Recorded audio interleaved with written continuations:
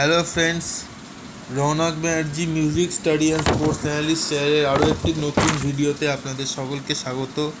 তো এই ভিডিওতে আমরা টিম ইন্ডিয়ার আপকামিং টি20 ওয়ার্ল্ড কাপের জন্য 15 মেম্বার্সের একটা প্রবাবল স্কোয়াড আমি তৈরি করেছি, সেটাই ডিসকাস করব এবং সাথে সাথে স্ট্রংগেস্ট প্লেইং 11 কী হতে পারে সেটাও ডিসকাস করব। তো চলুন সময় নষ্ট না করে ভিডিওটি শুরু করা যাক। কিন্তু তার আগে যারা আমার চ্যানেলের নতুন, তারা যদি ভিডিওটি আপনার ভালো লাগে তাহলে চ্যানেলটাকে সাবস্ক্রাইব করে নিন এবং পাশে থাকা বেল আইকনটা প্রেস করে সঙ্গে থাকুন, যাতে যে কোনো ভিডিও আমি আপলোড করলে তার নোটিফিকেশান সবার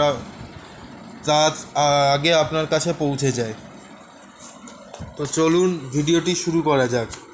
তো স্কোয়াডের মধ্যে যারা ব্যাটসম্যান রয়েছে সেখানে আমি 6টা ব্যাটসম্যানকে রেখেছি: রোহিত শর্মা, বিরাট কোহলি, যশস্বী জয়সওয়াল, শুভমান গিল, সূর্যা কুমার যাদব এবং রিয়ান পরাগ। এর মধ্যে আমি ওপেনার হিসাবে রোহিত শর্মা এবং যশস্বী জয়সওয়ালকে দেখছি। এছাড়া এদের ব্যাকআপ হতে পারে শুভমান গিল। বিরাট কোহলি 3-এ, সূর্যকুমার যাদব 4-এ এবং সূর্যকুমার যাদবের ব্যাকআপ হিসেবে আমি রিয়ান পরাগকে এখানে কনসিডার করছি।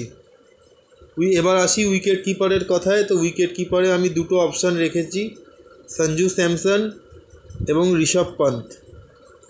বোলার্সদের কথায় যদি আসি, বোলার্সদের মধ্যে রেখেছি ফাস্ট বোলারদের ক্ষেত্রে জসপ্রীত বুমরা, অর্শদীপ সিং এবং আভেশ খান।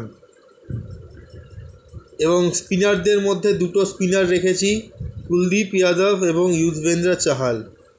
এছাড়া অলরাউন্ডার্সদের মধ্যে দুটো অলরাউন্ডার রেখেছি, শিবম দুবে এবং রবীন্দ্র জাডেজা। তো চলুন এবার দেখা যাক যে স্ট্রংগেস্ট প্লেইং 11টা কীরকম হতে পারে। তো রোহিত শর্মার সাথে যশস্বী জয়সওয়াল ওপেন করবে, 3-এ বিরাট কোহলি, 4-এ সূর্যকুমার যাদব, 5-এ ঋষভ পান্ত, 6-এ রেখেছি সঞ্জু স্যামসনকে অ্যাজ এ ফিনিশার, 7-এ একজন পেস বোলিং অলরাউন্ডার হিসাবে শিবম দুবে, 8-এ কুলদীপ যাদব, 9-এ জসপ্রীত বুমরা, 10-এ অর্শদীপ সিং এবং 11-তে যুজবেন্দ্র চাহাল।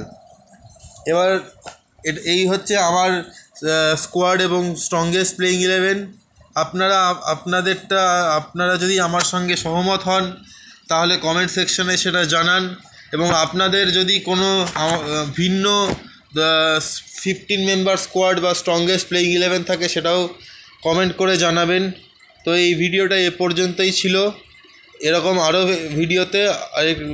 পরবর্তী ভিডিওতে আপনাদের সঙ্গে আবার দেখা হবে।